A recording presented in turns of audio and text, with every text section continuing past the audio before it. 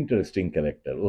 ভোটে আর কিছুক্ষণ বাদই তো ভোটে মানে জানতে পারবো। এটা কি রতনবাবু অন্য ইজ কোনো এ একটা ফ্যাসিনেটিং সমীকরণ? ক্যারেক্টার, উনি কিছু বলেন, but is a very nice man.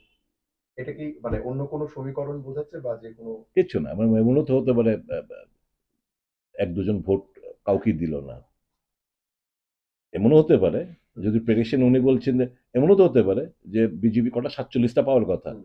দেখা গেল 45টা, দুটো ভোট ইনভ্যালিড হয়ে গেল, এরকমও হতে পারে। You never you can just predict. At the end of the day বামফ্রন্ট, সরি, কি বলে, বিজেপির প্রার্থী জয়ী হবেন, এটা অঙ্কের নিরিখে বলতে পারি।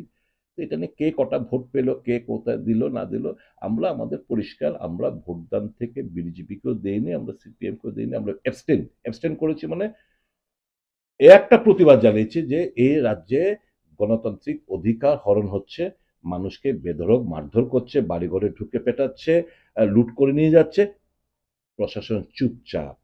তার প্রতিবাদে আমরা আজকে ভোটদান থেকে বিরত রেখেছি নিজেদের।